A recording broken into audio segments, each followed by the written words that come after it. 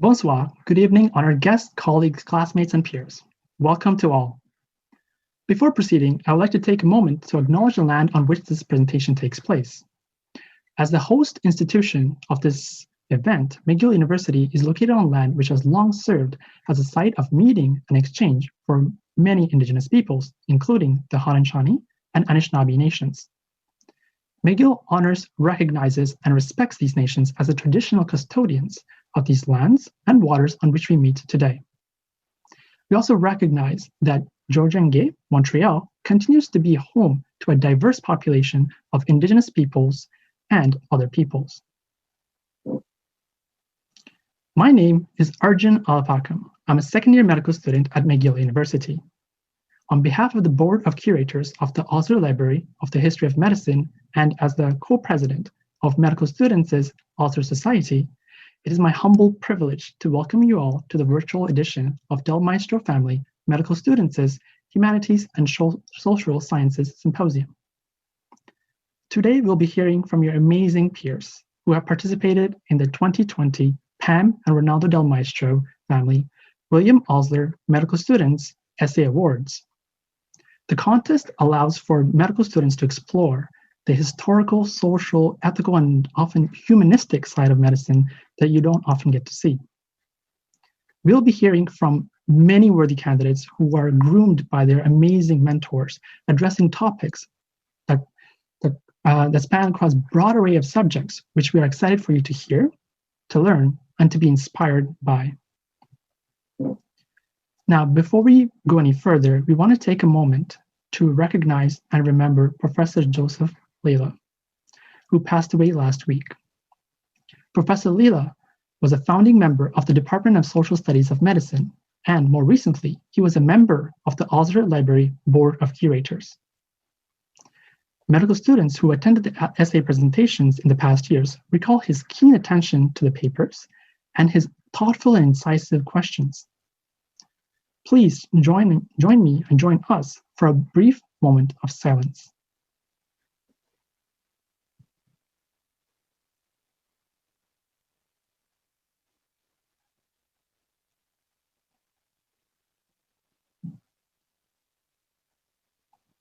Thank you all very, very much. Now, we should also mention that this event is made possible by the generous gift and donation of Pam and Rolando Del Maestro family. Dr. Del Maestro's immeasurable contribution to all paths of his passions is surely to impress. Having retired as a director of Brain Tumor Research Center and from his clinical practice in brain tumor surgery in 2012, Dr. Del Maestro currently devotes his time in advancing novel techniques, creating new educational strategies, and preserving historical medical marvels. Here we have Dr. Del Maestro as the chairperson of the Standing Committee of the Osler Library of the History of Medicine at McGill University. He would like to share with you some of his thoughts. The floor is yours, Dr. Del Maestro. Thank you very much, AJ. First, what I would like to do is thank all the essay writers for taking time out of their very, very busy schedules to prepare their essays, do the work that's involved in their essays, and also be involved in today's presentation. I'd also like to thank all the mentors. They're critically important to make sure that the whole project associated with the essay contest goes ahead, and there's a great deal of learning that occurs both by the mentor and by the students involved. And also would like to especially thank Mary Earle, who was involved in basically all these particular essay contests, and with Bo and Lily, who worked daily in the Osler Library of the History of Medicine, to make these particular presentations possible. Now, the humanities can be defined as branches of knowledge that concern themselves with human beings and their culture, or with analytical and critical methods of inquiry, derived from an appreciation of human values and of the unique ability of the human spirit to express itself. In this picture of William Osler carrying one of his grandkids, one can get sort of an idea of what humanity really is. It's a relationship between one person and another. The second thing that's essential in this particular relationship is the idea of mentorship. It's really a critical method of knowledge transfer. That's what's been occurring associated with the essay contestants and the mentors. It's really a real relationship in which somewhat of a more experienced or more knowledgeable person really helps to really guide that learner in whatever area that that particular learner wants to be involved in. And as you can see here with William Osler, around William Osler are his students. Those are his students, those are his residents who are being involved in this interesting mentorship program of the passage of knowledge from one individual to another. And in my final slide, I just would bring up what is on the bottom of the brochure. Osler mentioned that it's important to observe, record, tabulate, and communicate. All those particular parts of a human condition are the things that bring us together, that make us humans.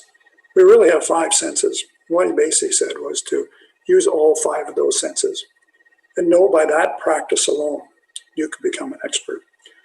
I wish all the contestants today and essay writers who have been involved in this particular essay contest the best of luck, and Pam and I are looking forward to listening to every single one of the presentations. Thank you very much for all your hard work. Thanks again. Thank you very much, Dr. Del Maestro, for that very moving speech. So now, historically, during this event, only the 3 finalists are invited to present their work. However, considering the richness and the high quality of the essays generated during this COVID-19 pandemic, we decided that in addition to the finalists, we wanted to have all our candidates have a chance to present their work. As such, this evening will be split into 2 parts. The first part, we will have our finalists of the essay competition present their work. Each presenter will have about 15 minutes to present their work, and following each presenter, they'll have 5 minutes to answer questions regarding their topic. Then after the third finalist, we'll move on to the second part of the evening, where we'll have the other presenters who wanted to share their work will have a chance to. And each presenter during this period will have around 7 to 8 minutes to present, and after all 4 presenters have presented, we'll have about 5 to 10 minutes of questioning period.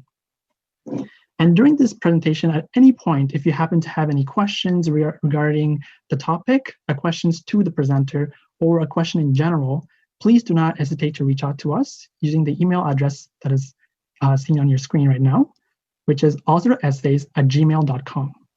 Or you can also reach out to us using the Twitter handle at Osler Library with the hashtag OslerEssays2020. Now, without further ado, we would like to jump into our first groups of presentation for the finalists. I'd like to wish you all much luck for your presentations. Our first presenter tonight is Minahil Khan. Minahil is a second-year medical student who is surely to colors inspired by her amazing presentation. The floor is now yours, Minahil. Okay, hello everybody. Thank you for coming. My name is Mina. I'm a second-year medical student at McGill. And I'm here to present the essay that I wrote for the Osler Medical Student Essay Awards, which was generously supported by Dr. Del Maestro and his family. And my essay's topic was Colourful Innovations in Neuropathology, Robert Hooper and the Shift in Portrayal of the Morbid Brain in the 19th Century. Sorry, it's not okay. So before I start, I would like to provide some very gracious acknowledgements, first and foremost to Dr. Richard Fraser, who mentored me throughout this project and provided me with guidance when we would run into obstacles that were exacerbated by the pandemic. And next, I would also like to thank Dr. Jason Karamchandani, who provided very generous help in the pathological analysis of Hooper's 19th century plates. I would also like to thank Dr. Richard Tawes and Dr. Mary Hunter at the University College of London and McGill University, who helped with artistic analysis. And finally, Mary, like our very own Osler librarian, Mary Earle, who was very gracious to help so much in this project, especially with having to provide digital copies of everything from Hooper to other pathological works to make this project possible. Okay, so I'm going to start with a bit of an introduction on who Robert Hooper was and what he did. So he was a 19th century physician, a very prolific writer of many topics, amongst which was pathology, which was an emerging field in the 19th century. One of his many works was The Morbid Anatomy of the Human Brain, which is essentially the first colored atlas on neuropathology. And one of the landmark characteristics of it was that it was so accurate and colorful, more so than previous pathological illustrations. The technique used, he published this at a time period of new printing techniques being produced, and the technique used is actually still contested between lithography and stipple engravings, which would be the techniques he used in order to produce these illustrations in color. Nonetheless, this is a quote here from the introduction of his volume, in which he dedicates and writes about his dedication to accurately portray these pathologies so that his pathological specimens, which he collected and analyzed, could essentially take on a life of their own and be used by people who would never actually have access to pathological specimens. So to put him into context, here is a brief history of pathological illustration. So just like anatomical illustration, in the early 19th century, pathological illustration was making changes. So the first pathological atlas on the human body, of many parts of the human body, was made by written by Matthew Bailey in 1799. By atlas, I mean the only one with pictures. And here, this was in black and white. Matthew Bailey's a series of engravings. And in the chapter that he dedicates to the brain, Matthew Bailey, in fact, very specifically writes that the unique texture of the brain makes it so that it's difficult to portray it with the woodcut and the black and white woodcut engravings that he had used. To put into context, woodcut engravings had been used since the ages of Vesalius, so these were more coarse techniques. With the advent of new printing technologies and the possibility of the use of color in the second quarter of the 19th century, we saw pioneer colored volumes start to appear, which were specialized in certain parts of the body, amongst which was that of Robert Hooper, The Morbid Anatomy of the Human Brain. And these pioneer colored volumes would go on to fuel and to inspire other authors who would finally produce a comprehensive pathological atlas in color, the first of which is reported to be of John Cuvelier, Paris physician, when he published Anatomie pathologique du corps humain. And so, as a quick outline, I'm essentially going to go over Robert Hooper's the plates, artistic plates, with a pathological analysis as well, to see what the artistic innovations were for the different categories of disease. So the first category we would go into are infectious diseases. And here, his colorful illustrations provided very accurate representations of purulent exudates specifically. And so here we can actually compare I have compared some of his plates directly to Matthew Bailey's plates if he had produced something similar, and this is one of those cases. Here he portrays inflammation of the dura, and you can see here that if I can zoom in, he is able to portray this purulent exudate in fibrinous tendrils, which reminds of which shows the reader that they were in fact once a free-flowing material that have now solidified. While Robert Bailey, if we move over to him, was able to portray the three-dimensional structure, this free-flowing quality was not present. Secondly, you can, because of the color in and of itself, we can differentiate between different types of purulent exudate, and as a modern interpreter, conclude that this is most likely bacterial meningitis due to the greenish, signature greenish color. And another thing on purulent exudate is that another way that he portrayed texture was simply through their texture and shape.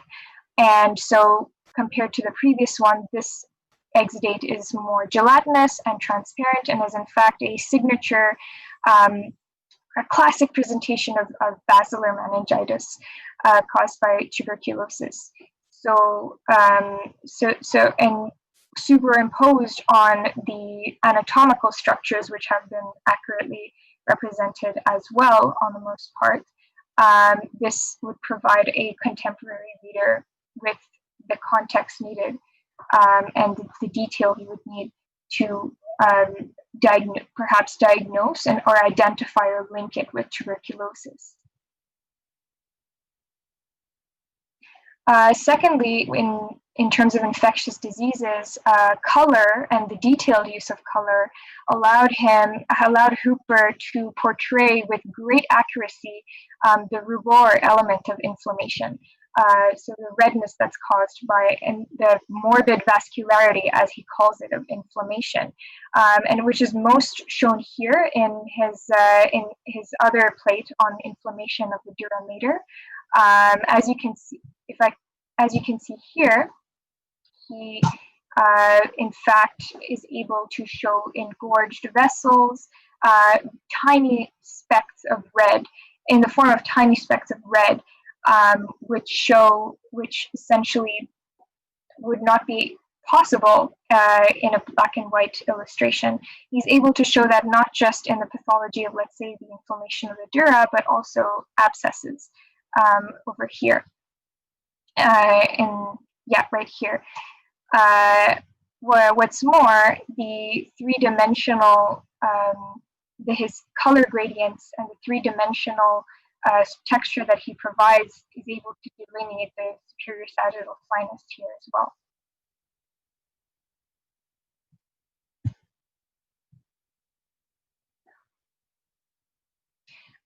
Next, his use of color and detail also allowed us to differentiate between the different forms of abscess formation.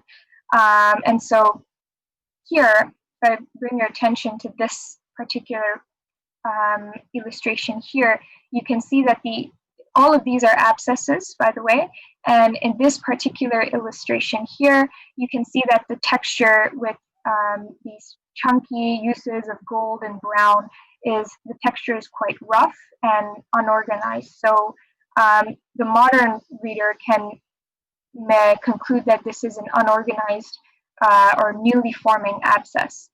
By contrast, if you bring attention to figures 2 here and figures 4, you can see that it's partially more organized, and the use of different gradients of brown gives it depth to show cavitation. However, it's of course not completely organized, and Hooper describes a smooth membrane covering the internal surface. So we can conclude that it was most likely an organizing abscess here. And then finally, the circumscribed nature here, and as well as the vascularity you can see on the surface of the structure points to an organized abscess. So although Hooper, in fact, organized these or classified these as separate pathologies, they were in fact the same disease process.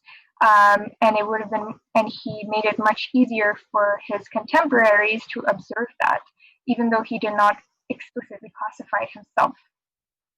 And then, so then next is tuberculosis here. So here he presents essentially a granuloma in the neck of granuloma secondary to tuberculosis. And compared to that of Bailey's right here. And so essentially Hooper writes in his book that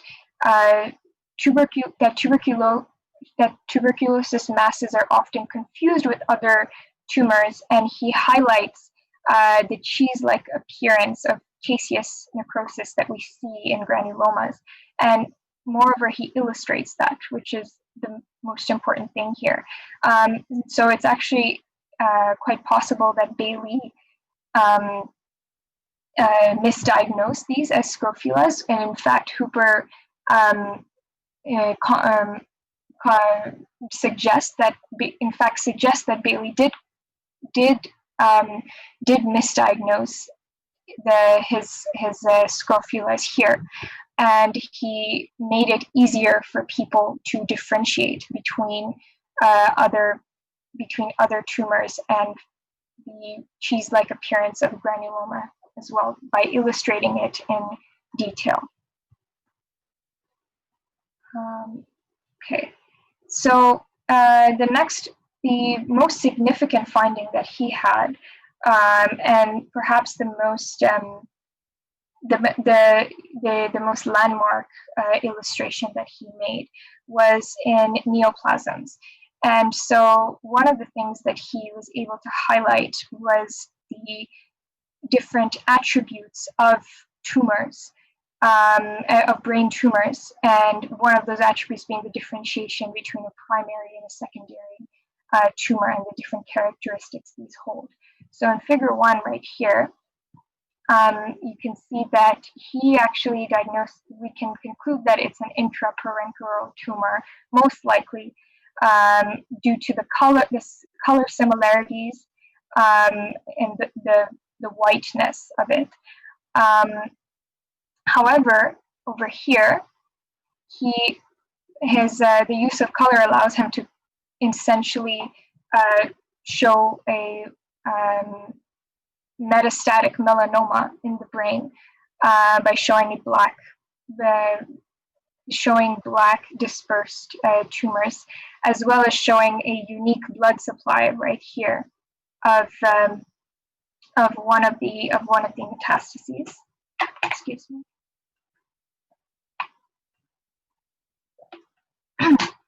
And the smooth texture of the surface, highlighting that it's not a invasive, morbid, vascular tumor. 30 seconds. Oh, sorry. I'll give a quick word on Hooper's impact. And so essentially, he was quoted, his volume sold out, and he was quoted many times by various authors. And one of the ways that he did is that Hooper himself did not write much on the symptoms. However, Richard Bright, who wrote his volume Reports on Medical Cases, did, and he was listing causes of intracranial pressure, and he in fact connected that to a illustration of Hooper's in which he shows a tumor in the fourth ventricle, most likely to cause hydrocephalus, and he attributes it, so which he would not have been able to do unless he himself had seen an image like that. And so for all of the readers, his contemporary readers, it allows people to connect symptoms to pathological appearances without ever having interacted the symptoms themselves or without having seen the pathological specimen. That is one of Hooper's many impacts. He was also quoted by John Crevellier, who challenged his assertion that his illustration of his abscess was in fact a brain abscess. He in fact asserted that it was perhaps a otitis media which progressed to mastoiditis. And so just the fact that he was able to challenge on a specimen that he had never seen before highlights just how detailed the illustration was, and how there could be a richer exchange of knowledge and scientific debate due to the detail of the illustrations. And so as a conclusion, Hooper's Morbid Anatomy of the Human Brain was a pioneer work, and it opened avenues in neuropathological illustrations just due to the fact that he used highly detailed color, and it would derive his future contemporaries would derive inspiration from it and use it to inform their own works and cite him. And it increased the standards for illustrations in his field and fueled further innovations. So as Hooper predicted in many ways in his introduction, his pathological specimens did in fact take on a life of their own and did become more important than the specimens. The illustrations became more important than the specimens themselves. Thank you. Thank you very much, Mina. That was a great presentation and such a very vibrant topic as well. So now we'll move on to the questioning period. We have 5 minutes or so for that. I just want to mention briefly that the questions that are sent via the email is taking a little while to get to us, but we do have a couple of questions here for Mina. So the first question, Mina, for you is, what do you think was the greatest benefit of color printing with respect to medical anatomy or to neuroanatomy? Well, I would, yes, that's a great question. Thank you to whoever sent it in. So if I understand correctly, color printing to neuroanatomy in particular would just essentially be the exchange of knowledge as was highlighted at the end of the presentation. The sense that when people are able to interact, when people are essentially able to exchange knowledge and interact with specimens that they have, with pathologies that they have never actually seen in real life, and it increases their knowledge, it increases their knowledge and increases the scientific knowledge that is available by inciting scientific debate. Just like John Crevellier perhaps challenged that of Hooper. And it also allows people to interact with more people to interact with the material who may not necessarily want to challenge it, but who may want to add to it. Just like Richard Wright connected the symptom of intracranial pressure to the pathological specimen that he saw of Hooper's, which Hooper did not, in fact, mention anything at all about the patient's symptoms, but Richard Wright thought about connecting those simply due to the fact that he was able to see such a detailed picture. And that would be my view on just the color, just the detail allowed for more exchange of knowledge. Thank you very much. I have one more question here. So the second question is, do you think the greater progress of medical illustration was from wood cutting to engraving, or from black and white to color, or are these not legitimate comparisons? So from wood cutting to engraving, or versus from black and white to color. I would personally argue that these are not comparable. I would say because, at least to my knowledge, that the detail offered by engravings was different from that offered by color, in the sense that, first of all, colorful engravings were expensive, and so they were used by a different by a different population of people. So they would be used by hospitals and researchers and already practicing physicians. However, woodcuts were more simple, cheaper, less accurate, sure, but more accessible to perhaps students of anatomy, students of pathology, and so I would say that they're not comparable because the detail because they offer different benefits in and of themselves. That the detail that you get from a colorful engraving is beneficial, sure, to a pathologist who's already specializing in pathology. But while like a woodcut engraving still had its use. So, for example, I believe that Gray's Anatomy, which was later published, was not a woodcut, but this was not a topic of my essay, sorry, but I do know that it was black and white. So you don't, as a medical student, perhaps, you don't necessarily need the most colorful, detailed illustration. You just need to have stuff that gets the job done. Thank you very much. Since we're past 5 minutes, I think we should perhaps move on to the next presenter. Just give me one moment. So first of all, I just wanted to thank everyone for sending in your questions. So we have our second of our 3 finalists. Here we have Cassandra Poirier.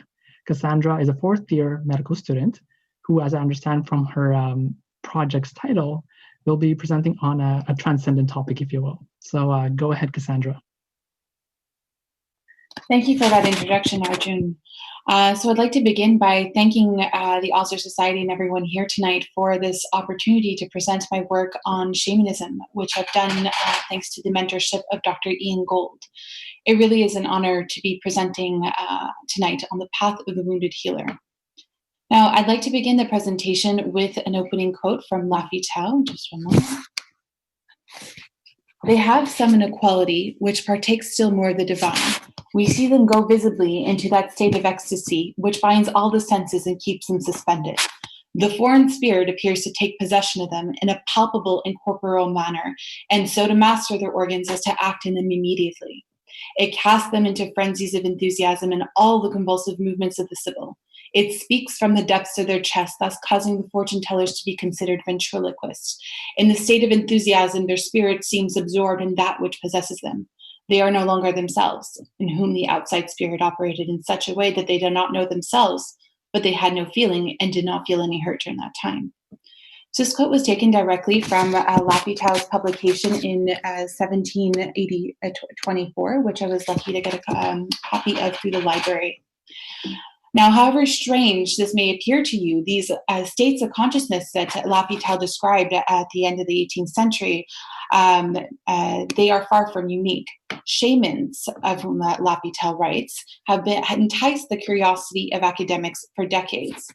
Now, several features of these shamanic states of consciousness that I just described to you may appear reminiscent of several psychotic features seen in schizophrenia. Historically, academics have argued that the only difference between shamanism and schizophrenia lies not in their core psychological symptoms, but in the degree of cultural acceptance and tolerance displayed by the respective societies. Now, for the talk tonight, I'm going to be providing you a very brief introduction to what shamanism is and the path of the wounded healer. I'll go on to talk to you about historical views comparing shamans to people with schizophrenia who've simply just been culturally accepted by their communities. And then I'd like to go over a revision of these views using a phenomenological approach. Now, several definitions dating back to the 17th century have been put forth to try to describe shamanism.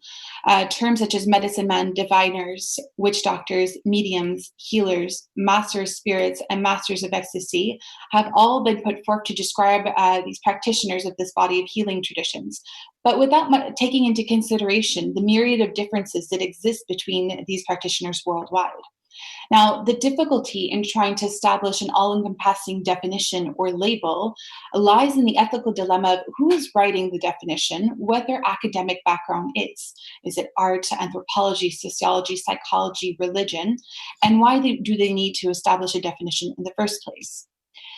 All right. So originally, the word shaman comes from the Tungunzik Laman, which is a religious phenomenon originating from Siberia and Central Asia. But I'd like to mention that there have been reports of shamans from 47 different societies dating back to 1750 BC. For the purposes of this talk, I'm going to be using Walsh's definition that he published in 1993. So it's a family of traditions that finds its roots in nearly all hunting and gathering societies dating back to 20,000 years ago, and whose practitioners focus on voluntarily entering these altered states of consciousness in which they experience themselves or their spirits, traveling to other realms at will and interacting with other entities in order to ultimately serve their communities. And I'll tell you a little bit more about this in a moment. So the initial shamanistic call is a pivotal step in the path of becoming a shaman. It's marked by profound emotional and or physical turmoil in the form of medical illnesses or even involuntary visions. Now, this stage is usually temporary and is followed by resolution or resurrection. And so several academics have compared it to a developmental crisis or creative illness or even spiritual emergence. The wounded becomes the healer and draws the strength of his therapeutic power that he will use for his community from his past affliction. Now, his legitimacy and acceptance within his community will only be established once he's received two types of trainings, the ecstatic and traditional teachings, either from spirits or old master shamans. All right. So on the right over here is an illustration. I was lucky to get access to several texts through the library that showed depictions of shamans, and this is having to do with their initial shamanistic call, the turmoil that you could see that the person is going through, the soon-to-be shaman is going through, and the spirit with whom he's interacting, and then the support of his community members in the background. Now, throughout his training, the shaman becomes a master of ecstasy, capable of acting as a receptacle for spirits in what is referred to as a shaman seance, magical flight, soul flight, vision quest, or even ecstasy. And this can be induced by things such as hallucinogens, sensory or social or sleep deprivation, fasting, intense auditory stimuli like drumming or chanting, prolonged exercise like dancing, and even exposure to extreme temperatures. And he does this to unearth hidden knowledge that will be used to help his community or to answer a question that he was asked by one of his community members. All right, these are just some of the references. Again, he holds I put these illustrations here to show you, to really illustrate and emphasize that he holds a very distinct, revered position within his community, and he's sought out by members of his community for guidance and for his healing powers. Now, the first depictions of shamans by missionaries, traders, and explorers were often very sensationalistic and provided a very pejorative view of shamans that were then transmitted to European society. Instead of being referred to as medicine men or healers, they were referred to as epileptics, hysterics, psychotics, neurotics, mentally deranged, and later on as schizophrenics. Now, the prevailing depiction of shamans at any given time was dictated by the psychological terminology available for categorizing or boxing in the mentally ill. Now, first attempts to define schizophrenic-like behaviors emerged at the end of the 19th century with Kraepelin's concept of dementia precox, which is what he defines as a peculiar destruction of internal constructions of the personality and a marked damage of emotional and volitional life. This term was later replaced by Eugene Bleuler in 1950 with the schizophrenias, having to do with the splitting of psychological functions. Bleuler provided a set of criteria that would later influence the DSMs 1 through 5, and which is used to present day. Now, this slide is, very overwhelming, of course, and I was able to get this information from the Osler Library, which contains the original text of the DSMs 1 through 3, which are very hard to find. So I just wanted to highlight the major changes in the definition of schizophrenia, criteria specifying its chronicity and duration of symptoms, social and occupational dysfunction, the etiology, even prognosis of the disease. Now, Silverman was the first to officially provide an analysis comparing shamans to the diagnostic framework of schizophrenia provided by the DSM-1. He highlighted several psychological features that they share, including one, the precondition of fear, feelings of impotence and failure and guilt. This, for the shaman, this is the initial shamanistic call. It's, a developmental crisis. As for the person with schizophrenia, this can often come with a difficult time at one's life where you're undergoing quite a bit of emotional distress. This leads to intense feelings of preoccupation, isolation, and estrangement, which ultimately leads to self-initiated sensory deprivation from that isolation and that withdrawing from society. And as Silverman puts it, there's a fusing of higher and lower referential cognitive processes, and that they have what is meant by that is that they have an impaired ability to make to differentiate the self from one's surroundings. And this leads to what he refers to as psychological resolution. In order to make sense of the preceding stages, both the shamans and people with schizophrenia have to undergo cognitive and affective reorganization. So he highlights all these similar features between shamans and patients with schizophrenia. And he says that the ultimate factor that determines their fate is the degree of cultural acceptance displayed by their societies. Whereas shamans go on to hold very distinct and revered positions within their community and receive quite a bit of support as they're progressing through the stages, the people with schizophrenia are often stigmatized, ostracized, and eventually institutionalized. Now, several academics have, yes, indeed, compared shamans to people with schizophrenia, but have said that they present an evolutionary advantage to hunting and gathering tribes. And this relates to a bigger picture, which is the schizophrenia paradox, which means basically that people with schizophrenia have been present for thousands of years despite their perceived genetic disadvantage. And another term for this is the anthroparity principle, which means the relative constancy of schizophrenia rates and rates of shamans across the different societies over time in place. Now, several authors have highlighted that this is actually, advantageous to hunting and gathering tribes because they were used to homogenize tribal opinion over enigmatic events, thus fostering a group cohesion and ensuring the survival of their tribe.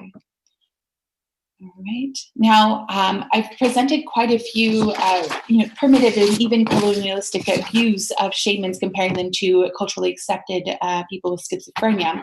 And I'd like to provide a revision of these views using a phenomenological approach. And in order to do that, I'm going to be putting forth several arguments. First, that the limited scope of the existing criteria, specifically the criteria from the DSM, cannot be applied to the study of shamanism. This is more of a theoretical and philosophical argument, but it really is meant to push towards a phenomenological approach to studying people in different cultural contexts. And I'll then be talking a little bit about how shamanic trance states are not equivalent in any way to the dissociative states of consciousness seen in schizophrenia. Now, if you were to play by the rules of Silverman and the like and administer a psychological test to shamans, the results would actually show that they are incompatible with the clinical picture of schizophrenia. And that's what I'll be showing you in a little bit. And okay. All right, so as I've said before, the study of shamans has always been limited by the available psychological labels and criteria available at any given time. This is embedded in our commucentrist tendency to categorize the world into dichotomies of convenience, normal versus abnormal, non-pathological versus pathological, familiar versus unfamiliar. This tendency, most people have a tendency to interpret incoming information, such as the quote that I started the talk with, as into these dichotomies or categories that we feel comfortable with. And anything that seems bizarre or eccentric by default falls into the abnormal, or even if we were to push it further, the pathological category. And then this has to do more with the foundations of our very language and thought that's been shaped by medical, physiological, and anatomical terms and metaphors. All this to say is to, to push forward avoiding falling victim to the category fallacy, which Kleinman defines as the tendency to transpose a conceptual category or categories created and used in one cultural context to another, and in this case, the cultural context of shamans. And that is why the DSM, with its limited scope of interpretation and the cultural inappropriateness of its criteria, is ultimately unsuitable for the study of shamans. Of course, if you were to extract the mental states that I've described to you at the beginning of the talk and use them in part of your analysis as pieces of evidence comparing the shamans to people with schizophrenia, it would, in fact, be compatible with a picture of schizophrenia. However, the cultural context is very important, and that's what the DSM-5 goes into. It's one of the major changes that was made back in 2013. Now, in terms of relating it to our current day experiences, most of us are practitioners in the field of medicine, and I just think it's very important to remember that the patient and the healer may have diverging views of their roles in that relationship and what their meaning that they attribute to illness and healing, as well as the expected outcome. And it may be further biased by power disparities. And these disparities exist by the very fact of entering an analysis in the first place. Who is analyzing and who is being analyzed? And again, this could be further distorted by larger social disparities rooted in social categories of race, ethnicity, and social class. All right. So all this to say is that we should move more towards a phenomenological approach to the study of shamans. And what is meant by this is studying shamans from their own perspective, listening to their firsthand experience, and not transposing any of our pre-existing views or conceptual categories onto what they are saying, just report it as it is. And that's what Knoll did in 1983. He said that shamans can in no way be compared to people with schizophrenia. One, because they have a high degree of voluntary control over initiating, maintaining, and emerging from these altered states of consciousness. And unlike patients with schizophrenia, they don't have bizarre delusions or negative thought content. And whereas the third argument is that people with schizophrenia often have auditory hallucinations. This is the most common type of hallucination that they have, versus shamans voluntarily partake in vision quests. So it's more of the visual senses than auditory. And then finally, for the shaman, his sense of self is very clear to him. He knows exactly who he is and what type of role he plays within his community. And that if he were to start acting in a bizarre way or showing lots of signs of control, then he would be ostracized by his community and lose the respect of his community members. Now, as I said before, if you were to apply administered psychological tests such as Rorschach tests or the ink block tests or personality tests to shamans, you would see that they in fact are incompatible with the clinical picture of schizophrenia. And I just highlighted a few of the studies over here. And in fact, they've shown to have quite a high degree of social and occupational functioning than other members of their society, which was all highlighted in the previous studies I mentioned. Now, in conclusion, I just wanted to say that I've presented in a very short time multiple reasons why shamans should not in any way be considered people with schizophrenia who've just been simply culturally accepted by their communities, and that we should move towards abandoning our cognicentrist tendency to categorize the world and its contexts into these dichotomies of convenience that often lead us to labeling things that seem bizarre, like the excerpt that I showed you at the beginning of the presentation, as abnormal, even pathological. And that instead we should embrace a phenomenological approach to the studies of shamans and expanding beyond this to people in different cultural contexts. And finally, I didn't have the chance to talk about this due to the limited time in the presentation, but I wanted to finish off on a note that even though it may seem, very foreign to us, as we are very much accustomed to the medical care system that we live in Canada, the value of shamanism as a body of healing traditions should be recognized in its own right. So thank you so much for your time. Thank you very much, Cassandra, for the amazing presentation on such an intricate subject. We'll now open the floor to any questions that we have. Just give me one moment. Okay, so the first question that we have is, you mentioned shamanism being interpreted as culturally accepted schizophrenia as being a colonistic attitude. Do you think this relates to a colonist moral judgment? Yes, thank you for your question, whoever asked the question. Indeed, so this has been seen time and time throughout history. People who are exposed to different environment or cultural contexts, and they apply their pre-existing biases and prejudices to these to the people living in this context. And historically speaking, there's quite an intersection between language, thought, society, and cultural values, and how what is deemed as normal or non-pathological is also deemed as good, and what is expected and what the norm should be within society. So that interplay has been used to basically propagate these cultural values that a society holds, and applying them to other societies where they may differ in quite significant ways.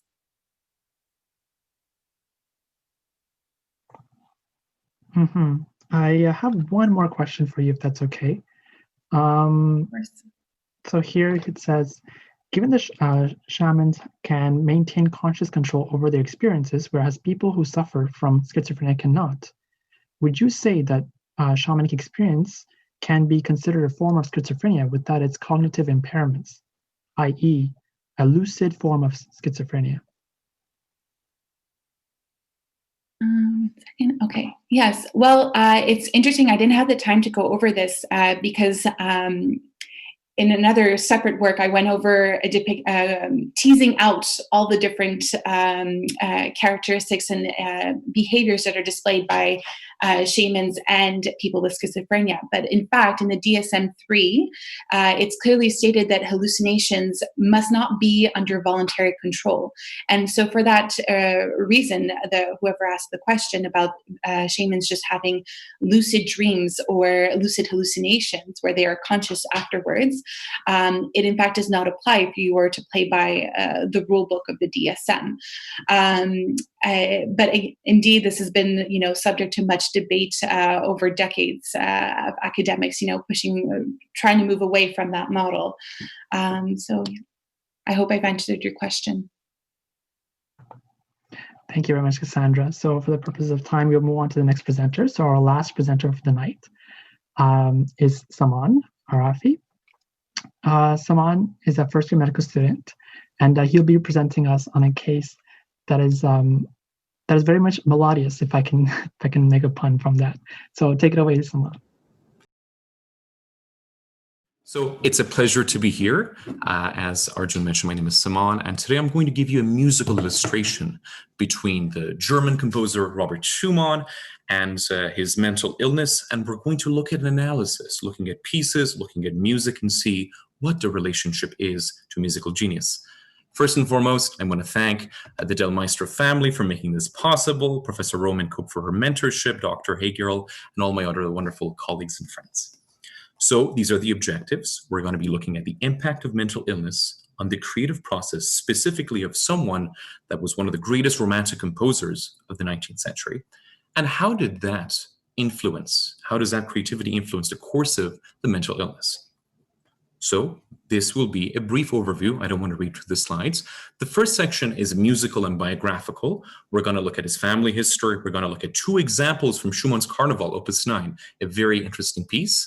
The second part, we're going to be looking at his experience in the mental asylum in Eignich near Bonn in Germany. We're going to be looking at his illness from a neurological and a psychiatric perspective and explore some of the theories and then have some overarching conclusions.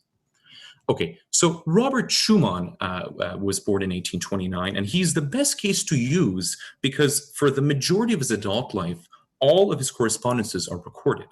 Schumann, from a very young age, had mood fluctuations, he had auditory hallucinations, and he documented all of this between his wife, Clara, and himself. So that's going to be very interesting for us to see this relationship. Now, The Romantic period, what is it? Well, from the 1800s from 1800s to 1910, we have a period where we are emphasizing individuality. We're breaking away from form and tradition. We're interested more in the infinite.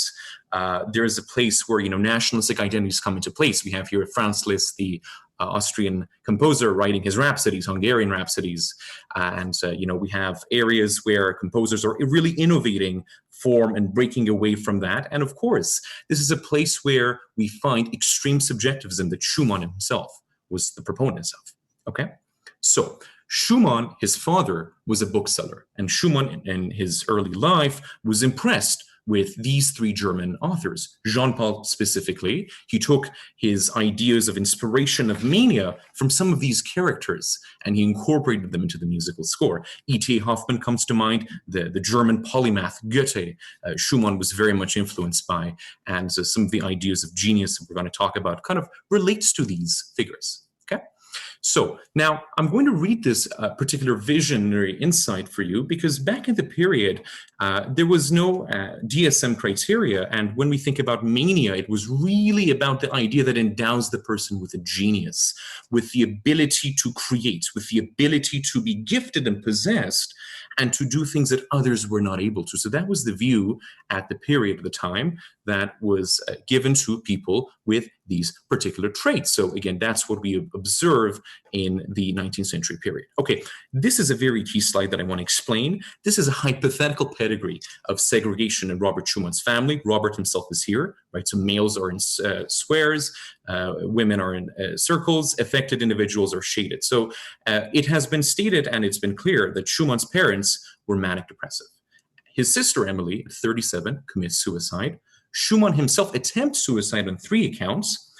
Schumann marries Clara. They have 8 children. Schumann's second son, Ludwig, was in the mental asylum for 31 years. And his third son was a morphine addict for the majority of his life. So again, to show you the genetic components coming from primary literature that I was able to luckily find through the Osler library. Okay, so let's now read about Schumann in his early 20s, after his father has passed away. It seems to me that I'll go mad one day. My heart pounds sickeningly, and I feel as if I were dead. On the way back to Leipzig, I seemed to be losing my mind. I did have my mind, yet I thought I had lost it. I had actually gone mad, the German word for it. So Schumann was obsessed with madness and at the same time was afraid of it. And this sort of bipolar perspective really resonates in his works, as we see. This device that we see over here, Schumann wanted to become a concert pianist. He married Clara Schumann, one of the most eminent pianists at the time. And as you likely know, the fourth finger is attached to other fingers, so it's not as strong. And Schumann tried to make this device to be able to strengthen his hand, but unfortunately back failed, and he wasn't able to. He actually injured his hand severely, ruining the whole prospect of becoming a concert pianist, turning him more to composing because his wife would be playing all of his pieces. Okay. So this is also another very key slide. On the x-axis, we observe the different years from Schumann's birth to death, 1856. Opus are the key works that a composer writes. And the very interesting thing I want to point out to you are the suicide attempts that Schumann has. The significant one we're going to talk about in 1854 when he jumped off the river, the Rhine River, and on his own request, he was taken to the asylum. Notice that in the hypomanic phases in the year 1840 and 1849, look at the sheer volume of the works that he's composed. These are masterpieces. Look at the year that he had a severe depression, no composing. Again, keep in mind that some of these writings are completing and refining works, but it really shows a very strong evidence here that there appears to be some influence both on the mental illness side as well as the composing side. So this is, again, very important. I wanted to keep in mind. So again, remember that these are opus number, and Schumann was quite prolific in that sense.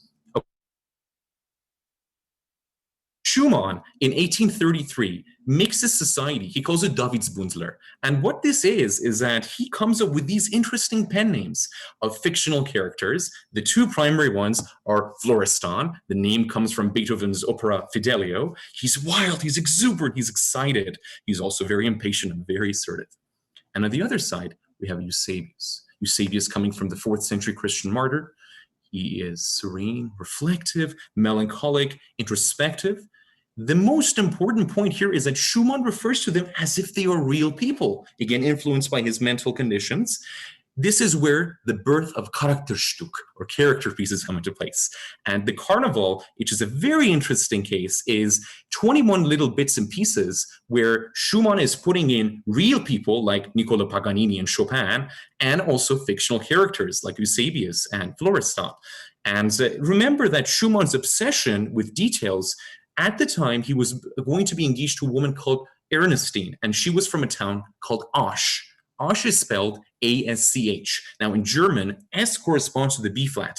So Schumann's name also has these characters. So he even wrote pieces using just those notes, and it's wonderful. And we won't have time to go over those, but I just want to introduce that. Of course, we're listening to the Chilean, one of the greatest pianists of the 20th century, Claudio Arrau, the piano. And I'm going to give you a brief analysis here. I don't want to complicate anything. We just want to show you a little bit of a snippets of things. So here you see the tempo markings, passionato, passionate, right? Just note that this is in a minor key. It's in G minor. So little interesting thing are these things. What are these red things? These are accents. Now, usually music, like the heart, has a pulse, right? The strong pulses fall on the first beats, but Schumann puts the emphasis on the second beat to add that tension. Notice these interesting fall-throughs. So I want to keep your attention to these things. And of course, in Italian, sforzando means strong emphasis. Okay, let's listen to this musical snippet together now from Florestan.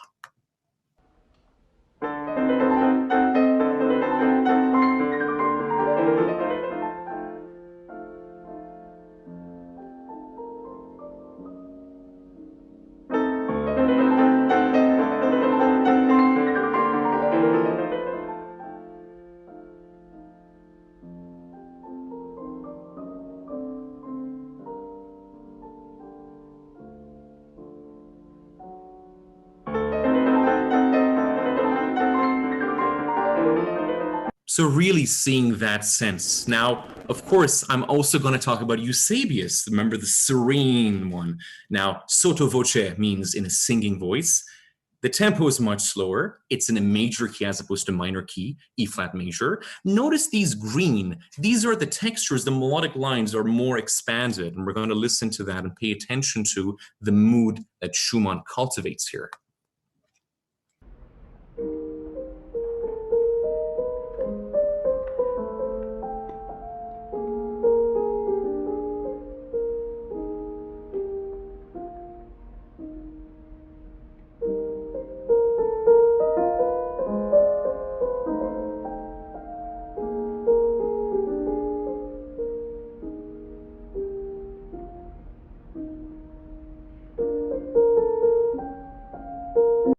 So again, these are just some examples. We've already talked about this slide, but this is really the last 2 years. There's a lot of medical evidence coming from, and now we're going to turn medical from musical. Okay, so this slide shows you again different years of Schumann living, and there's this thing called the Schwann scale, Schwann guide. It's essentially looking at cassettes, recordings, and it has like an objective scale given by musicians and recording studios. We don't have to worry about that. It comes from the 1990s. But what's interesting here to find is when Schumann was hypomanic, right, the number of things that he composed quite incredibly high relative to when he was depressed. Of course, there is an outlier here, but again, remember that this is on a more quantitative basis, harder to qualitative. Of course, there have an absolute quality over here, but again, we don't really want to worry. Again, the takeaway here is that in the hypomanic phase, he composed prolifically. In the depressive phase, not as much, and most of his works, or some of it at least, come from that period, okay? So again, this is an interesting slide. Now, let's turn a little bit more medical. So the DSM-5 criteria, there's been a lot of research done by Steinberg and others that was actually done in German. I had some friends help me translate this. What we see over here, it's speculated that Schumann had bipolar disorder too. Of course, it's a retrospective analysis of deceased people. It's hard to do. But what's key here is that when Schumann was depressed, he did no composing. He had delusions, auditory, visual hallucinations. He was irritable, periods of psychosis. And again, this was the time that he didn't do anything. He lost a lot of time. But when in the hypomanic episodes, he was not sleeping, he was inspired, he was writing. In fact, he even took the suffering and the pain that he had from the depressive phase and sublimated into the writing. And again, here you see the red is the mania. Hypomania is, of course, less in the bipolar 2. But notice that the thickness of this graph, right? So bipolar 1 is a longer period of time in depression. Bipolar 2, it shrinked. So really, that's all the takeaways I want to take from this slide. Again, showing you two musical pieces and seeing what he likely had. Now, the question you might ask, where does this come from, Saman? Well, it's coming from two of his psychiatrists, Richards and Peters, during the 2 years that he was in the asylum. Unfortunately, he passed away from starvation. Again, these are different years. The reason we have a gap is that we lost 6 pages of text. There's 22 texts that we have.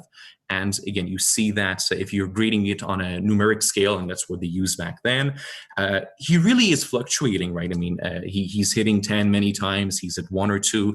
It's a very, again, bipolar nature. Again, that's the medical records that are showing. So creative bipolarity really comes down to being able to transform one's cognition into areas that things are not very clear, and taking those, inspiring oneself, and coming up with very extraordinary works. So this is, again, we don't want to talk so much about this slide, but what is key here, and it is translated from German to English, we observe that the most likely the symptom that he had was depression, of course, with his psychosis and everything else. But when he first came to the psychiatric hospital, he was diagnosed with melancholy with delusions, which is a term that we used back then. Okay. So these are some key books. I really recommend them. I don't have enough time to talk about them, but they're wonderful works. Each of them have some ideas. These two are focused on Schumann. This is an evolutionary psychologist who Hans Eysenck wrote on Genius, and of course the Becker that I cited earlier for you. Now, this is, again, just some more recent data, not on Schumann or geniuses, but necessarily. It shows that 300,000 people had mental disorders, and we observed that people that had bipolar or schizophrenia were overrepresented in creative professions. So we really are seeing some trends, even looking now. What could be these trends? Of course, we don't know it yet, but that's what makes it interesting, right? We can speculate, we can use inferences and analysis to come up with ideas. I've already shown you this slide. I'm just showing it to you in German because it was a primary text. Again, these are the different years. These are the period that he had hypomania. I really want to enforce this. This was the year that he was severely depressed, and we don't have anything after 53 because he committed suicide. Then he was in the asylum. He didn't really write. But we do have an example. When he attempted suicide in the river in Bonn, he wrote Opus 111, Fantasiestück, fantasy pieces. Here is really all I want you to pay attention. It's a small example. It's in a key of C minor. Notice the crescendos, these increase in sound, the agitation, these blue falling down, right? We want to be paying attention to seeing that there's really no tonal center here. It's quite chaotic.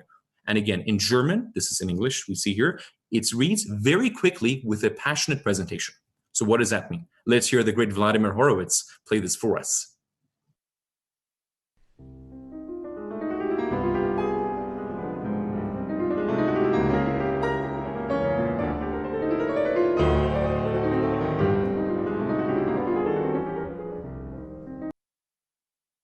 Now, last slide is the main takeaways. Schumann, as an adult, has imaginary friends, Florestan and Eusebius.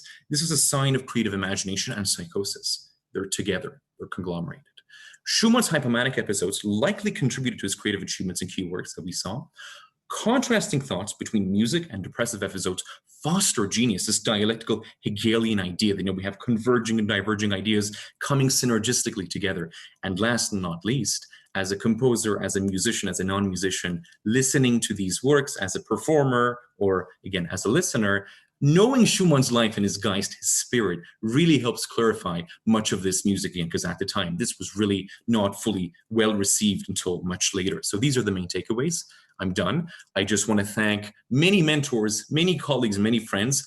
I constantly learn from them, along with the other 2 finalists that I heard about. I'm always inspired by them, and I've always been very grateful for having this supportive community. And this is the bibliography. And of course, thank you to the Maestro family for making this possible. And to you who listen to the Osler Society, it's been a true pleasure. Thank you so much, and I'm ready for the Q&A session. Thank you very much, Saman. That was an amazing presentation, and I'm sure it resonated with a lot of people. Let us see if we have any questions. I'm just gonna wait a couple of moments. So the first question here. So there are many famous composers who have had what we would now know as mental disorders defined by the DSM. Do you think the specific disorder comes out in the music? For example, the OCD, schizophrenia, bipolar, and so forth. That's a really good question. In fact, Rachmaninoff dedicated second piano concerto to psychiatrists. Tchaikovsky struggled a lot with mental illness. He was suicidal when he wrote the Sixth Symphony. Beethoven, there's some speculation that he might have even had some form of bipolar. Do I think that there is a causal relationship that the music itself emanates from there? It's really hard to say, if I understand the question correctly, and thanks again, whoever asked this question.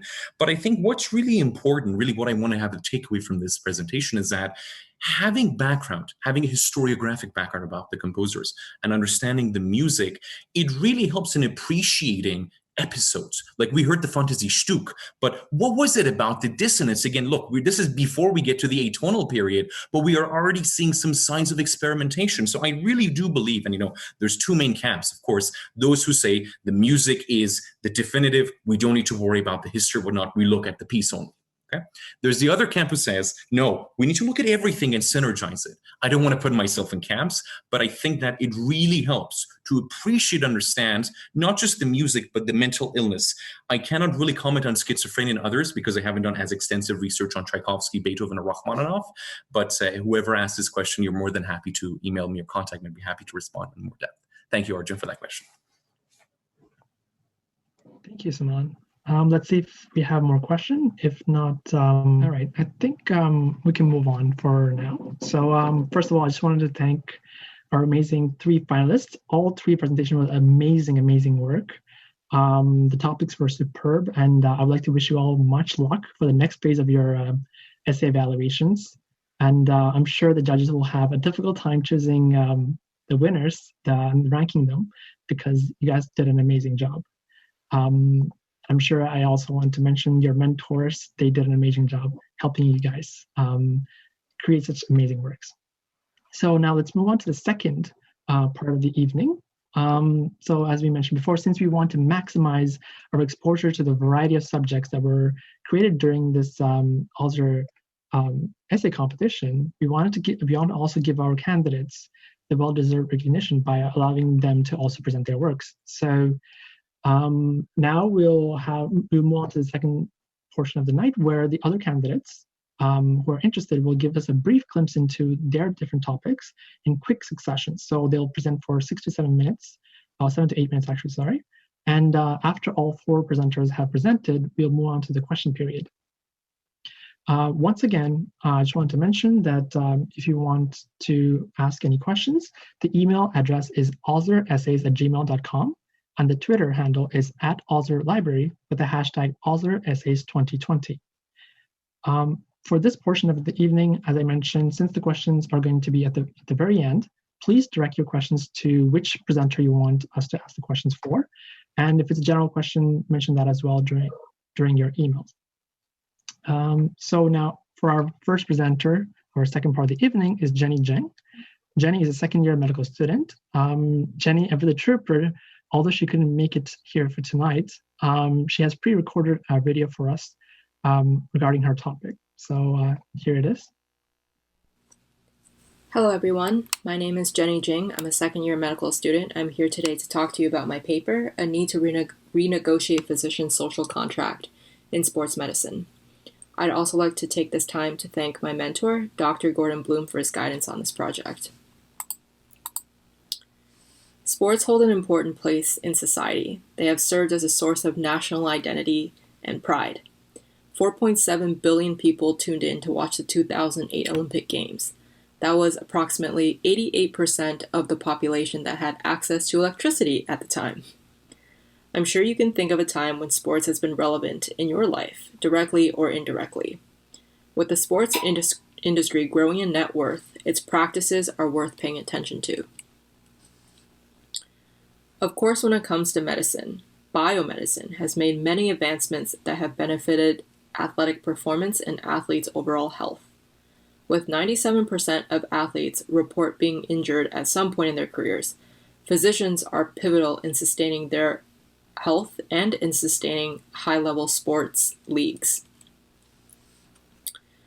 However, the social obligation of physicians in sports establishments need to be reevaluated, as there have been many reports of athlete abuse, lapses in professional judgment, and lack of transparency and oversight in these establishments. The American Medical Association's Declaration of Physician Responsibilities has long served as a social contract between the medical profession and society at large. Today, we will talk about how 5 of these 9 solemn commitments have failed to be met across 3 prominent sports organizations. When it comes to the National Collegiate Athletic Association, or the NCAA, they have failed to set any standards of care for their athletes. For many students on athletic scholarships, this means that their academic existence is intrinsically tied to their ability to win games. They are treated like employees but have no real rights and can be fired for being injured. As athletes are always clear to play by a physician, we must ask ourselves why physicians have not advocated for the rights of athletes like they have done so for the rights with occupational health. The NCAA has been sued multiple times for wrongful death.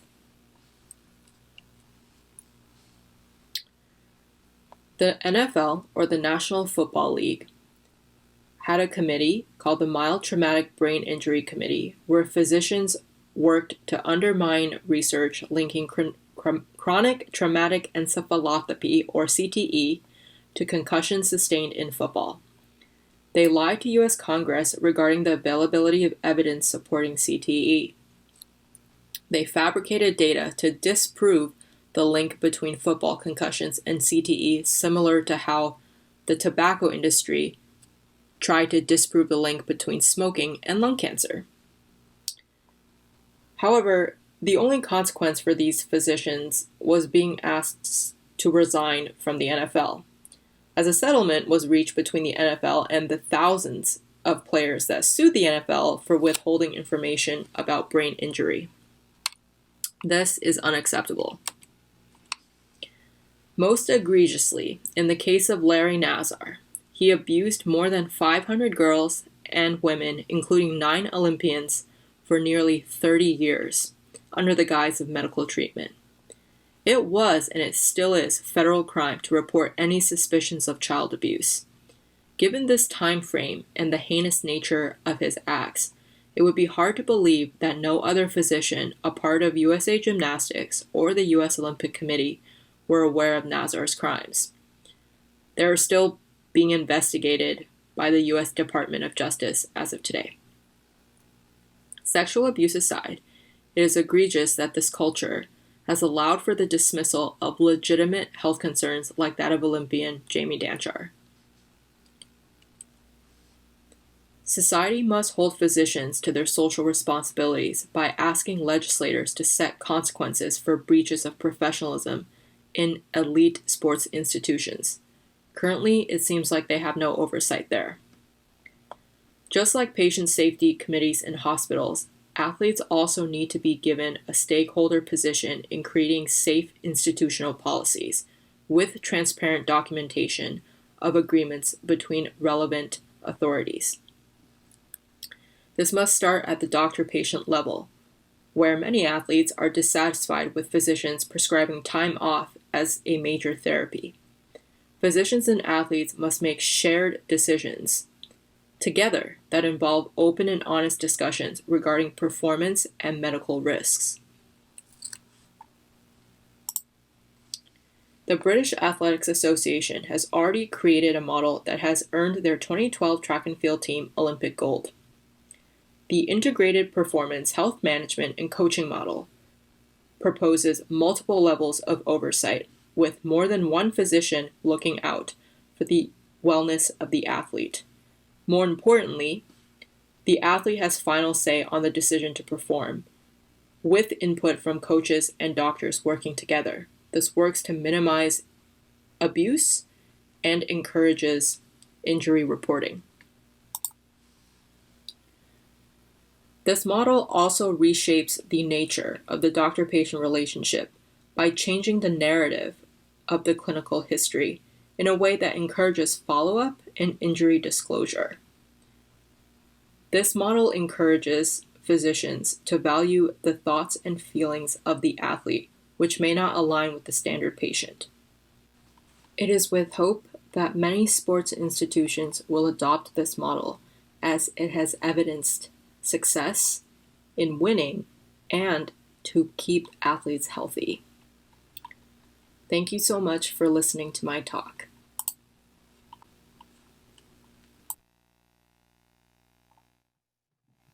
Thank you very much, Jenny. Our second presenter will be Kaylee Beveridge. Kaylee is a second-year medical student who will be presenting on a case that is very much still prevalent and relevant today. Welcome, Kaylee.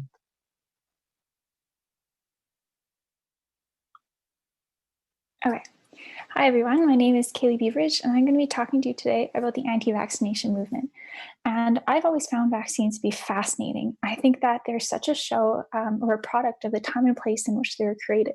So if you think about it, if someone came up with the concept of vaccine today, and they presented it to a lab and said, I want to use an altered virus and give it to a person, and hopefully they'll get immunity, they might have been laughed out of the place, or if it had been considered, it would take years for them to go from hypothesis to animal models, human models, and eventually, hopefully, to the public.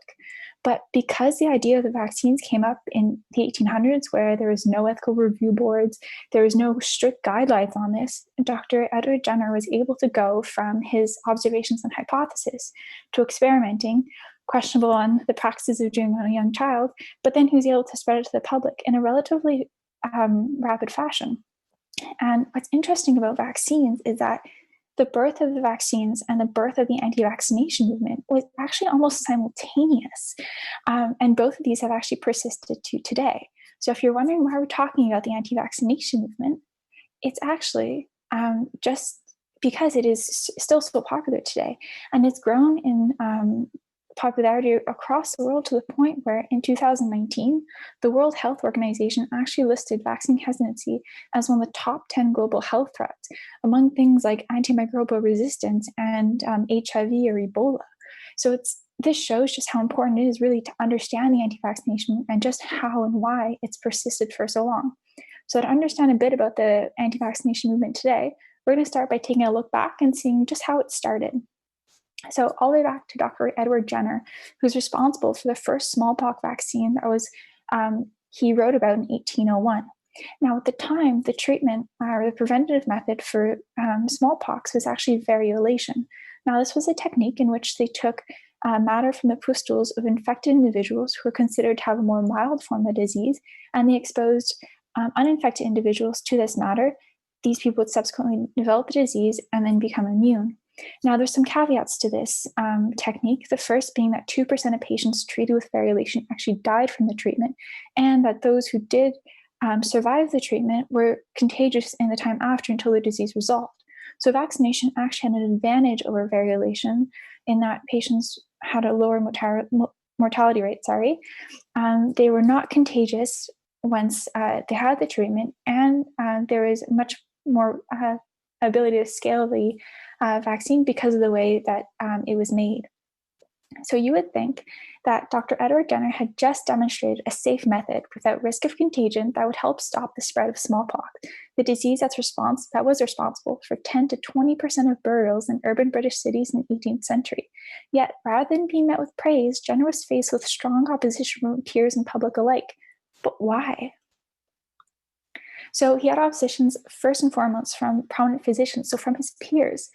And the reason for this was that a lot of these physicians were actually gleaning some of their livelihood from the administration of variolation. So they saw vaccination and the growing popularity of this to actually be a threat to their livelihoods. So they worked to change the rhetoric around vaccines from one of a medical success story to one that was so wrought with deceit and confusion that created fear in the public. Now, one of the big things that they did was they associated vaccines with bestiality and metamorphosis because the original product of the vaccine came from cows and was used of cowpox.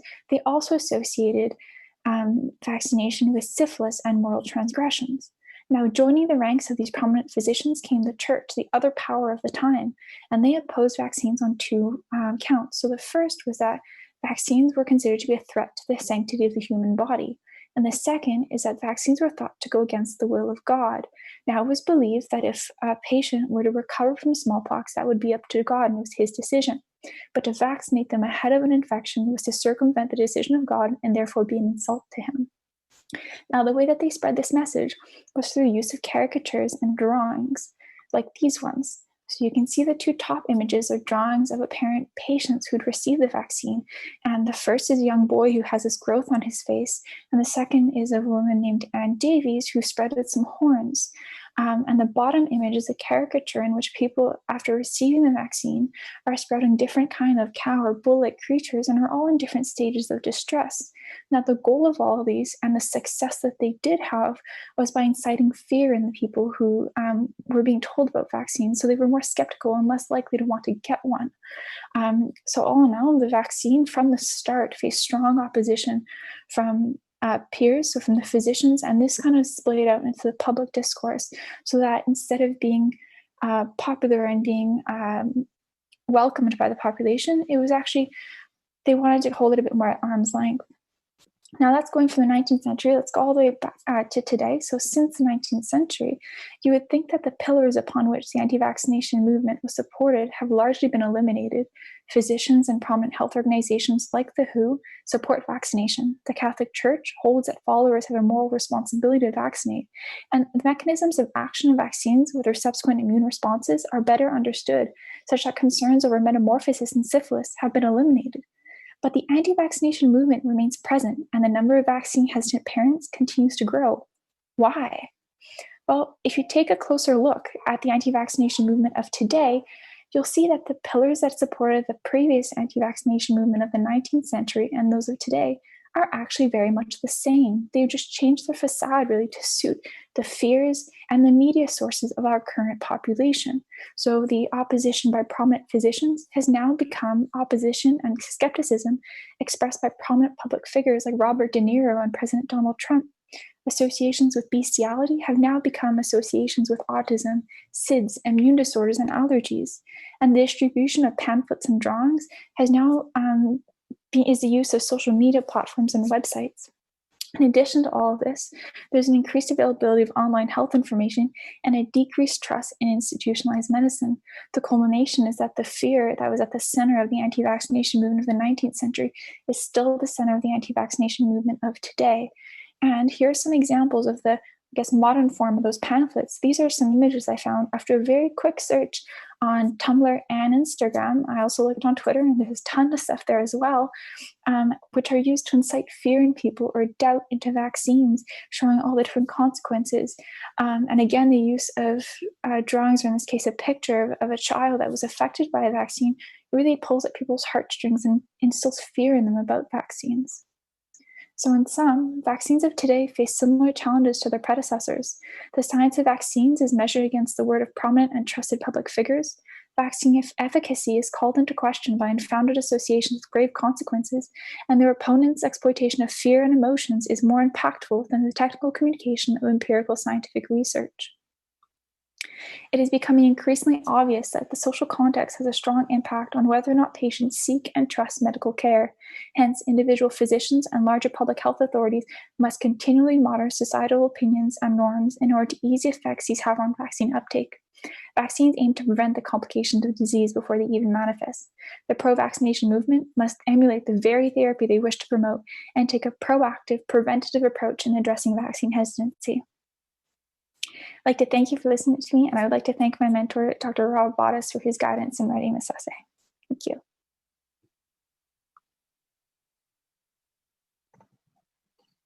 Thank you very much, Kaylee. That was an amazing presentation. So for our next presenter, we have Britta Gustafsson. Britta is a third-year medical student who will be exploring the ethics of attention, which is surely to be captivating. Britta, if you may.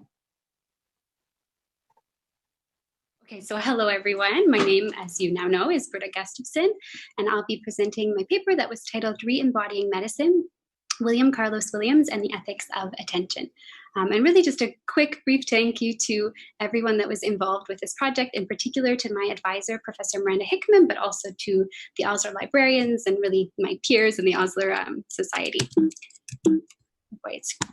Okay, and so for those of you who aren't familiar, and I was among you as recently, William Carlos Williams was a physician. He practiced in rural New Jersey in the early to mid 1900s, but he was more famously known for being a writer. He wrote a great deal of poetry and also some prose. And it was this synergy of his medical career and his literary career that really drew me to his writing and to his career.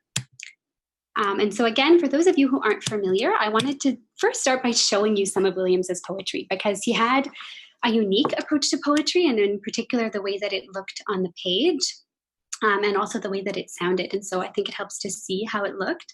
The poem on the left is The Red Wheelbarrow, which is very, very famous. And then The Yellow Flower is from quite a bit later in his career, nearing actually the end of his medical career. And it's a poem that I spoke about in the paper.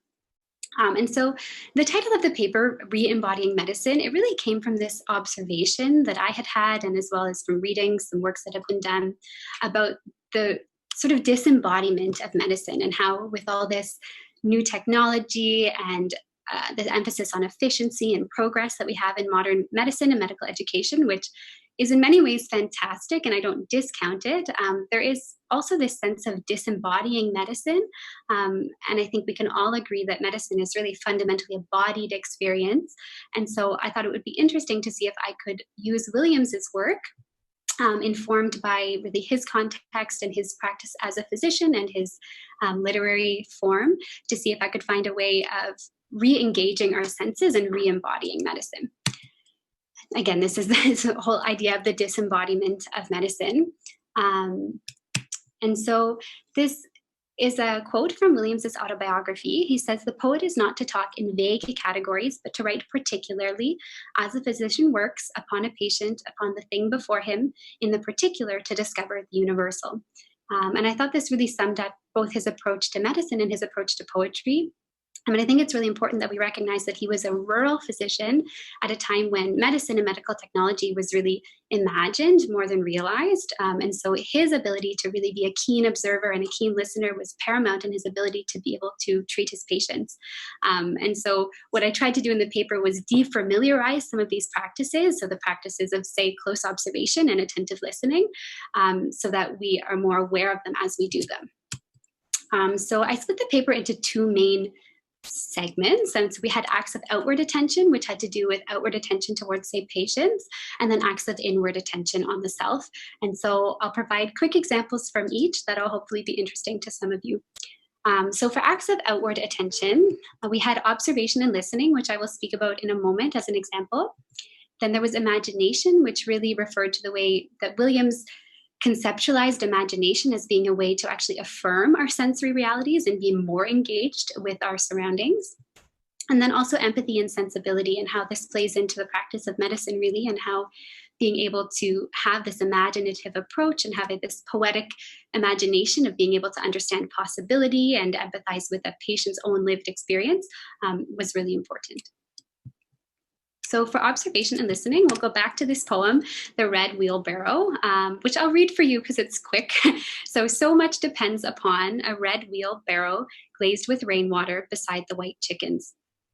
And so what I find so interesting about this poem is that he provides this very crisp visual snapshot of a rain-glazed wheelbarrow using 16 words. And so it really encourages the reader and the physician in my conceptualization to be aware of this process of observation. So how is it that Williams observes his surroundings, distills it, and then presents it back to us in such a clear fashion, which is something we're not unfamiliar with doing, sort of these patient summaries in medicine. But then also, and I would say it's less evident in this poem, but it still is, and in many of his later works, the way that he laid the poem out on the page is very intentional. And so you're asked to have this simultaneous, you're reflecting about the process of observation and how he was observing, but then you're also being asked to observe it in yourself and observe the poem on the page. And so by this, I hope I'm making sense. Williams really encourages us to acknowledge that observation is not static. It's this very dynamic process, and it requires the observer to be very self-aware about that process. And this was just one of the examples in his poetry. And then for acts of inward attention, I found that this was actually more evident in Williams's prose. And so I use the example here of his book, The Doctor's Stories, which I highly encourage all of you to read if you haven't already. It's a very short book, and it's really a reflective exercise for not only just people in medicine, but on the self. And so for acts of inward attention, rather than having this sort of outward gaze on being a keen observer, Williams is encouraging you to actually reflect inwards and introspect on yourself and on your biases and maybe on some of your flaws. And so one of the stories in the doctor stories, Old Doc Rivers, they have this, well, I'll go back before. So the doctor stories has a series of short stories where Williams creates these doctor narrators or doctor characters that are really convincingly human. And so it's something I, in particular, was not used to reading about doctors who were so flawed. And in many ways, they're flawed for a bit of dramatic effect, but also these are not things that are uncommon in the real world. And so he writes about a doctor who uses force to restrain a child. He writes about a doctor who lets his sort of biases seep into his practice. And then Doc Rivers, as I was saying, he's a doctor who has an addiction and he has a problem with addiction, but he's also a brilliant physician. And so you read this story and you're really asked to introspect on the good and the bad parts about you and also about being a physician. And this isn't something that I'd say is commonly done in modern medical education. And I think it's a reflective exercise. And that's really the end of this presentation. Thank you. Thank you very much, Britta. Yes, thank you very much, Britta. That was an amazing presentation. Now for our last presenter of the night, we have Matthew Schultz. Matthew is a fourth-year medical student whose presentation is bound to be cerebral. Please take the floor. Thank you all, and good evening. I'm happy to be here with you all and to bring up, be able to present this this topic. I wanted to first start with some acknowledgements. And as an American who wants to become a Canadian and perhaps never more fulfilling that role than I have this week, I get to have 2 months of Thanksgiving. So I'm very, very thankful. And some of the acknowledgements among the many, many that I have, first to Dr. Thomas Schlich, my mentor through this process, to the Del Maestro family for sponsoring this great essay competition and for also allowing all of us to present tonight, and to Dr. Ural and the Osler Library and the Osler Society for your great support throughout this whole process. A confession to you all, back when TLC was known for more than John and Kate plus 8, they used to play late night surgeries. And I would get into trouble for staying awake or perhaps waking up in the middle of the night as a kid, and I would watch these surgeries. And one of my favorite ones that they would do were these intracranial EEGs. Now, this picture comes from the University of Iowa in a paper from 2018 where they're talking about evolving techniques.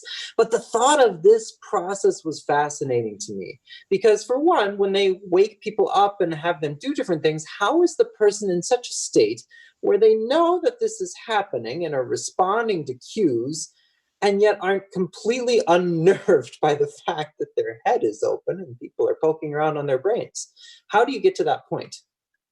In other words, how do you transgress this idea of a sacred space, in other words? Sacred space of head, sacred space of gut, as Dr. Schlich talked about, how you break through these taboos of operating into the abdomen and into the skull. The skull is the seat of consciousness. It's the very definition of our mindfulness, our mind there, but also the gut is another piece. In the New Testament, the root of compassion means to be moved in your splanchna, your guts, your very abdomen, the sense of it. So how do you operate into those safely? And as Victor Horsley, a neurosurgeon and neuroscientist, said, the pilgrim's progress toward the realm of safe anesthesia is slow, and his burdens grow heavier the farther his steps advance. Admitting his guides are accurate, he inquires of them how he is to apply his hardly gained knowledge and frequently asks in vain. So how do we move beyond trepanation and into neurosurgery? So first we have to go to Dr. Cushing. And as the snake of Asclepius is to the rod, so was Dr. Cushing to anesthesia in his training. He wrote of an experience, well, let's call it a trauma that he had as a medical student, where he was assigned to provide the anesthesia for a patient, as was done in those days. It was given frequently to the medical students because they didn't think it really mattered that much and gave the medical students something to do. So he later wrote, the operation was started. And at this juncture, there was a sudden great flush of fluid from the patient's mouth. most of which was inhaled, and he died. I stood aside, burning with chagrin and remorse. No one paid the slightest attention to me, although I supposed that I had killed the patient.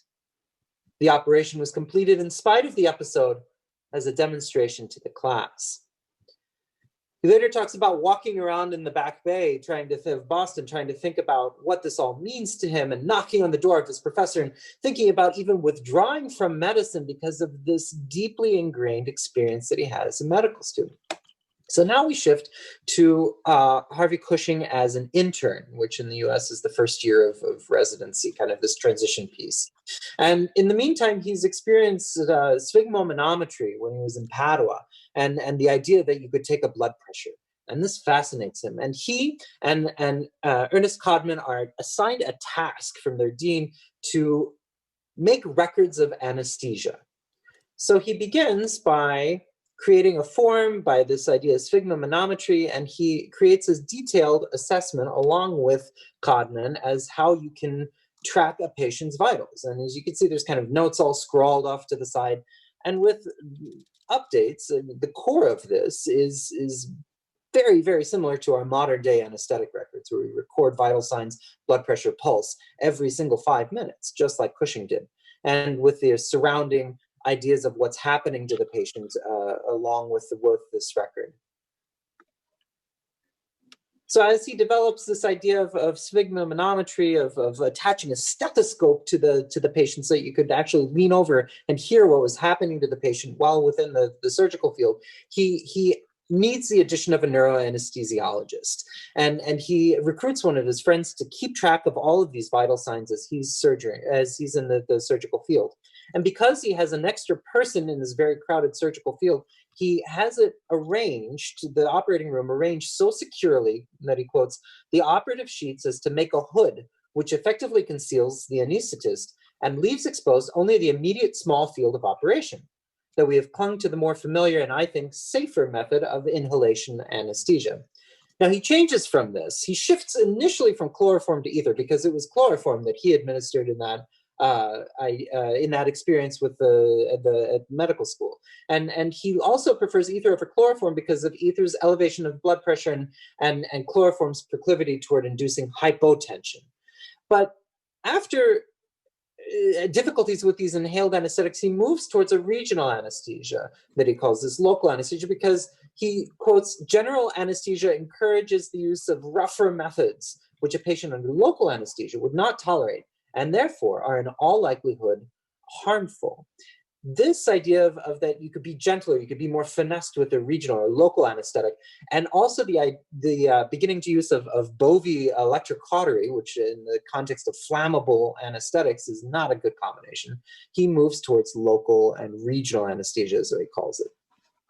At this time also, Ottfried Förster is developing a center of excellence in Germany. Förster, along with Fedor Krause and others, are really bringing about this idea of neurosurgery and developing a center of excellence in Germany, and this idea of detailed cortical mapping. Cushing is doing some of this in the United States, and then also this is happening in Germany, and there's quite a bit of evidence that the two spoke to each other, visited each other, had this collaboration, influenced each other. And it's in this connection that we have a Jacksonian march, if you will, over to Wilder Penfield. And Penfield administered ether in Cushing's OR, and he studied with Förster and Breslau. And with all of these combinations, he comes to this idea of cortical mapping and really brings it into what we know as now the MNI, and brings it to here in Montreal and develops the Montreal procedure. And he works with a neuroanesthetist, André Pasquet, who develops two different paths for how you go about to bring about this procedure, where you need to have the person awake and be able to respond to commands, so that you know where you are in your cortex and don't take out too much, or don't take out what we know as now the M9. There are two major paths that he has. There's one with the initial regional anesthesia with you have an initial general anesthetic, and then you bring them back up to a regional anesthesia. And then there's also this interrupted general anesthesia with regional in the between. So you have asleep, awake, asleep, and that allows access to this procedure to people who normally wouldn't be able to tolerate the initial entrance into into the skull, into the cranium. This allows children to be able to have this procedure, and it's developed particularly with André Pasquet in this anesthesia piece. You also have a change of the setup of the operating theater from Dr. Penfield. You have flexible copper bars are placed to support the drapes so that the surgical team is placed within the optimum space in the well-defined sterile area, while allowing the anesthetist unobstructed access to his patient for observation, institution of supportive therapy, and for control of respiration in case of emergency.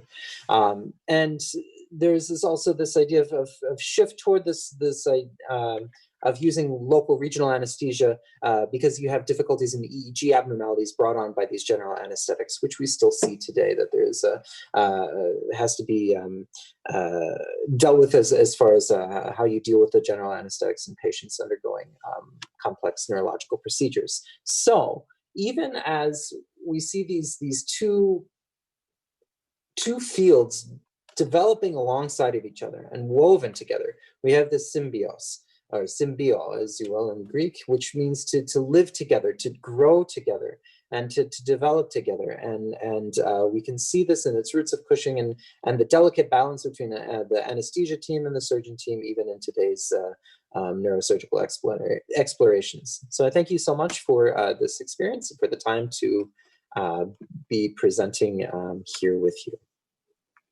Thanks. Thank you very much, Matthew, for that amazing presentation. So now we'll move on to a brief question period for all of our four candidates. So here we have a general question.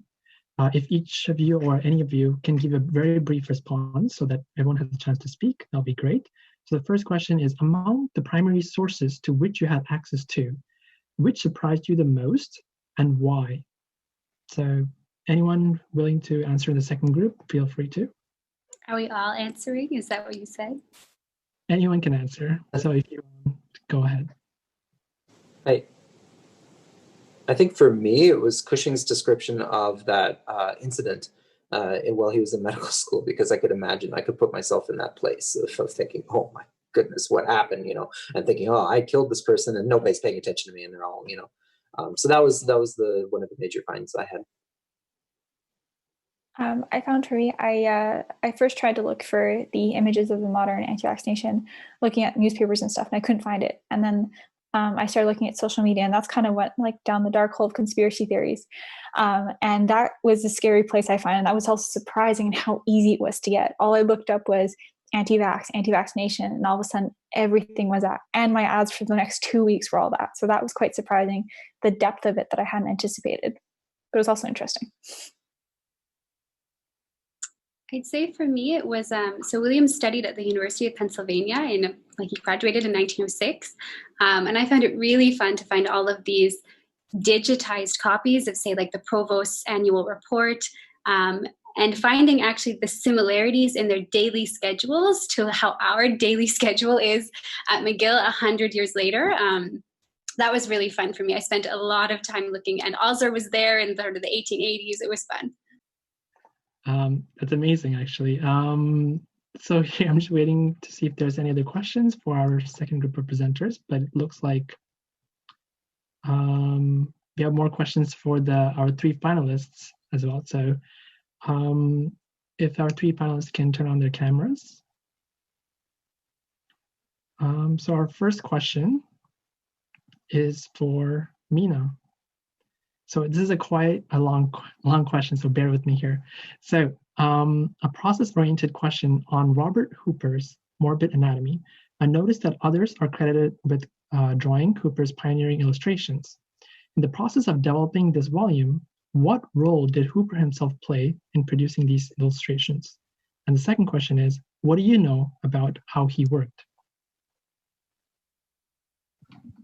Okay, well, that's a big question. So the first question, from what I understand, are the the artist. So Hooper himself was not the artist, he was the physician, and he collected pathological specimens, and he conducted autopsies or assisted at autopsies. At that point, I'm not 100% sure.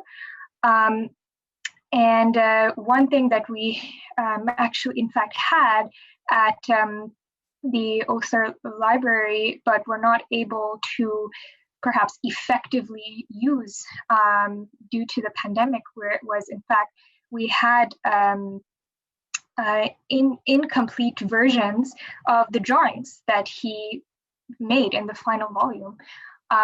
In that we had black and white versions, and we had versions with his little notes on them.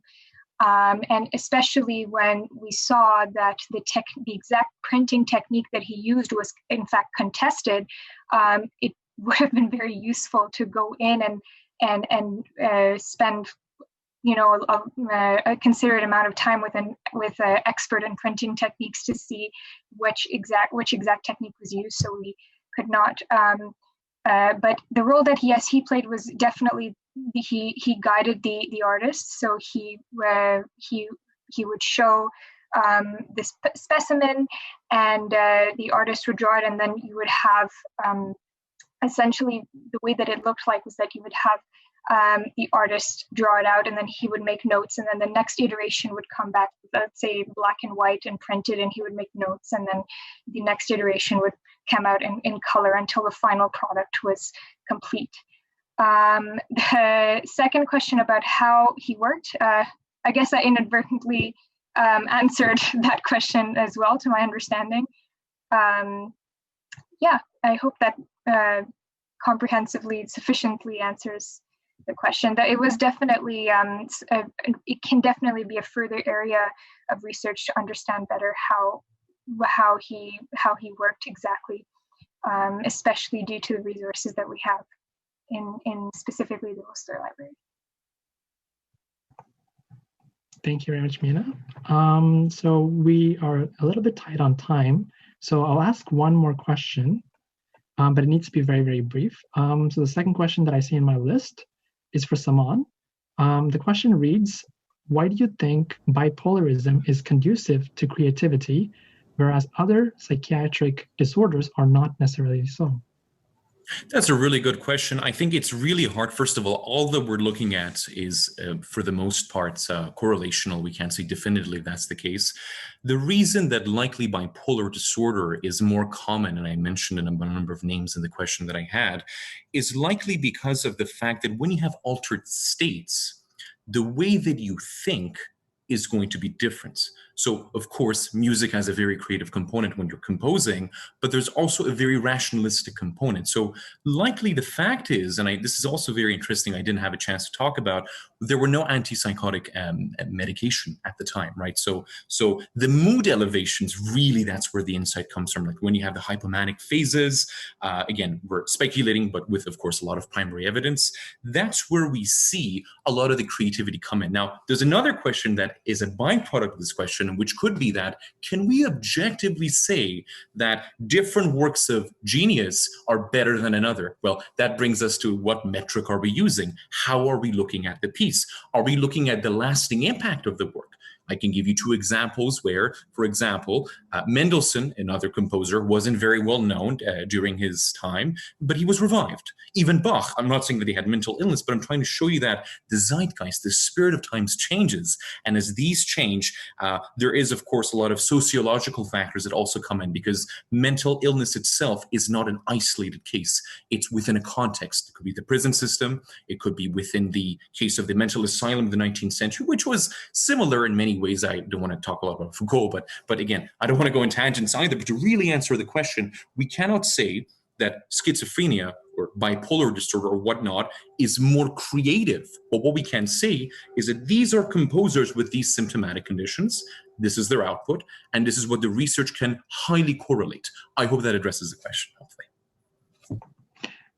Thank you very much, Simone. I think that adequately has answered that question. So due to time constraints, I don't think we have more time to spend on the questions, but I can see that there was a lot of questions that was asked. So First of all, I wanted to say thank you all. Thank you to our amazing presenters. Thank you to our to those who have sent in their questions for tonight. We really, really appreciate that the high level of participation and the passion that you guys have showed us today. But we will be moving on to the concluding statements of tonight's evening. So essentially, I wanted to end this night by thanking for all our attendees for first of all your participation, the staff and the board of curators of the Osler Library of the History of Medicine for organizing the symposium, for Pam and Dr. Del Maestro for supporting this contest, for our amazing presenters for delivering pearls of knowledge, allowing us to be cognizant of the importance of social interactions and the importance of remembering and exploring lessons from history. And lastly, I also want to thank the wonderful mentors who took the time to grow and guide our amazing candidates here today. I wanted to thank and first of all, wish the finalists much luck for the next phase of your evaluation. We'd like to thank the judges who will be determining the first, second, and third places amongst our finalists, and who will have the hard, difficult task of bestowing the coveted Osler Library Board of Curators medal to the first place winner, which hopefully is will be done shortly. And I also like to thank Dr. Mary Earle, who has been a major driving force for organizing, preparing, and giving guidance for this event.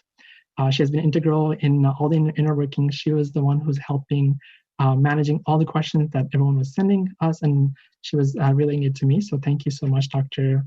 Earle. Similarly, I'd like to thank Mr. Stuart McCombie, who had the immense responsibility of managing the IT for tonight. So I want to thank him. And once more, I want to thank everyone for being here tonight. I wish everyone a good night, well wishes, and much safety for your future endeavors. Thank you all.